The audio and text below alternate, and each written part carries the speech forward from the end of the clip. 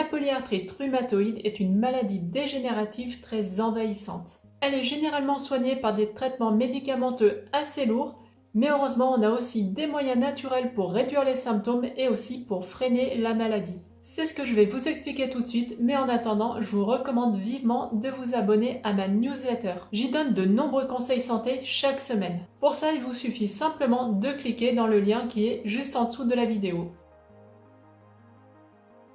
Alors la polyarthrite rhumatoïde, de quoi s'agit-il exactement? Eh bien c'est simplement le plus fréquent des rhumatismes inflammatoires chroniques. Il se déclare le plus souvent entre 40 et 60 ans et ce sont majoritairement les femmes qui sont touchées. Elle va entraîner une inflammation de plusieurs articulations qui vont gonfler, diminuer l'amplitude de mouvement, se déformer et c'est une maladie qui est très douloureuse. C'est une maladie auto-immune, en fait le corps il va produire des messagers de l'inflammation qu'on appelle cytokines, mais aussi des auto-anticorps, et plus particulièrement des facteurs rhumatoïdes.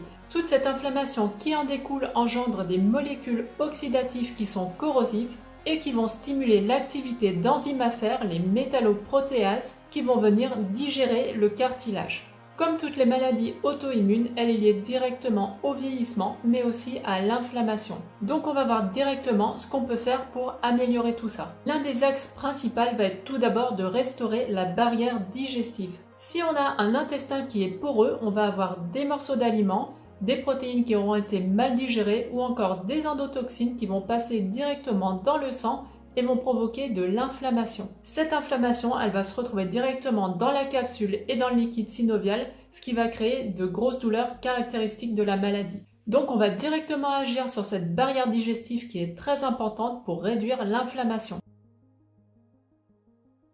Alors pour ça, en premier lieu, il va falloir absolument arrêter le gluten. Dans une maladie comme la polyarthrite rhumatoïde, il vaut mieux pas tergiverser et directement arrêter complètement le gluten. Le problème du gluten actuel, c'est qu'il contient une protéine qu'on appelle la gliadine.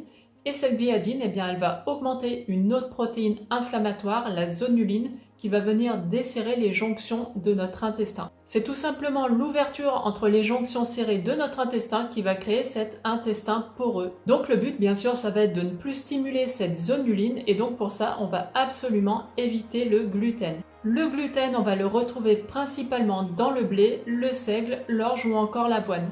Donc on va plutôt se tourner vers des céréales comme le sarrasin ou le riz qui eux n'en contiennent pas. Le sarrasin par exemple, on peut le retrouver sous de nombreuses formes.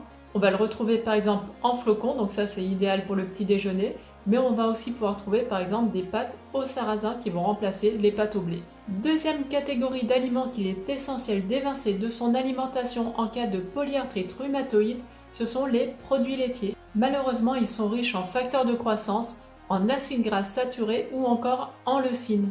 La leucine, c'est un acide aminé qui va activer une voie de l'inflammation qu'on appelle la voie mTOR. Donc là, on essaye de faire plutôt tout l'inverse et de venir calmer cette inflammation. Donc pour ça, eh bien, la meilleure solution, c'est d'adopter un régime anti-inflammatoire. Dans un régime anti-inflammatoire, on va réduire la part d'aliments d'origine animale et on va privilégier tout ce qui est végétaux. Donc on n'hésitera pas à manger des légumes à volonté. Ce qu'on peut faire pour s'assurer d'avoir le maximum d'antioxydants et de vitamines, eh bien c'est tout simplement de venir manger toutes les couleurs de l'arc-en-ciel en une journée. On va venir réduire la part des acides gras saturés comme dans le beurre ou l'huile de coco, mais aussi les acides gras trans qu'on va trouver notamment dans tout ce qui est produits industriels. On va réduire aussi la part des oméga 6, donc tout ce qui est par exemple huile de pépin de raisin ou huile de tournesol. Et par contre, on va favoriser la prise d'oméga 3. Donc on va les retrouver principalement dans l'huile de colza, l'huile de cameline ou encore l'huile de lin.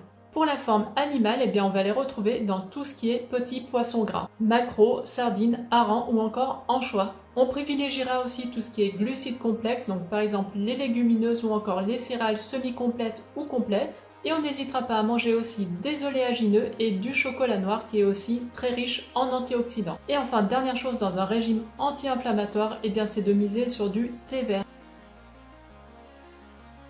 Pour ce qui est de la complémentation, on va tout d'abord prendre des polyphénols. Donc en plus de l'alimentation qui devra déjà être riche en antioxydants et en polyphénols, on va venir rajouter un complément en polyphénol. Déjà, ils sont très puissamment anti-inflammatoires. Mais en plus, ils vont stimuler la réparation ADN qui est une des causes majeures de l'auto-immunité avec l'inflammation. Autre effet très important des polyphénols, c'est tout simplement qu'ils chélatent le fer. Et comme on l'a vu précédemment, eh bien le fer, avec ses protéines à fer qui viennent manger le cartilage, c'est très important de ne pas le stimuler, mais au contraire de le chélater. Donc en prenant suffisamment de polyphénol, on va s'assurer de ne pas avoir trop de fer qui rentre dans les cellules. Ils vont aussi participer au renforcement des tissus conjonctifs qui sont inflammés. Ces polyphénols, on va les retrouver dans le curcuma, on va retrouver la quercétine dans la pomme, on va retrouver l'hydroxytyrosol dans l'huile d'olive, l'acide rosmarinique dans le romarin, mais on va aussi en trouver dans la cannelle, dans le clou de girofle ou encore dans le gingembre. En complémentation, je vous recommande des complexes comme Phénolactive ou encore Flavodine. Je vous mettrai toutes les références dans la description. En deuxième, on va avoir le magnésium. L'un de ses principaux intérêts dans la polyarthrite rhumatoïde, c'est qu'il va empêcher une entrée massive de fer dans les cellules. Mais il est très important également parce qu'il a un effet antalgique sur toutes les voies connues de la douleur. Et enfin, il va aussi permettre de produire de l'énergie, ce qui est très important dans le cadre de la réparation. On va aussi se supplémenter en oméga 3. Les oméga 3, ils ont un puissant effet anti-inflammatoire via la production de prostaglandine de série 3. En plus de ça, ils sont cardioprotecteurs et dans la polyarthrite rhumatoïde, c'est très important puisque les gens qui sont atteints de cette maladie, ils sont plus à risque de maladies cardiovasculaires. Et avec une supplémentation en oméga 3, il y a de nombreuses études qui montrent que les articulations sont non seulement moins gonflées, mais aussi moins douloureuses. Dans le cadre du renforcement des tissus conjonctifs, on va aussi prendre la combinaison de chondroïtine, glucosamine et silicium. Avec les polyphénols, c'est une triade qui contribue notamment à réparer le cartilage et à vraiment venir renforcer tout ce qui est tissu conjonctif. Ils vont stimuler la synthèse du collagène et renforcer la trame osseuse. On va aussi se supplémenter en vitamine D et en vitamine K.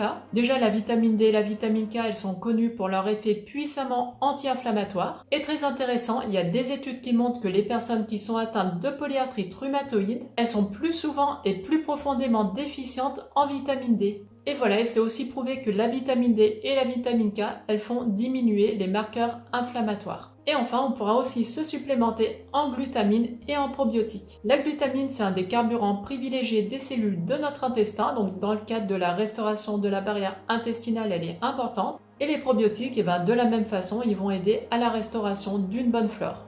Voilà ce que je pouvais vous dire sur la polyarthrite rhumatoïde d'un point de vue alimentation. N'oubliez pas de vous abonner à ma newsletter en cliquant dans le lien qui est en dessous de la vidéo et aussi à vous abonner.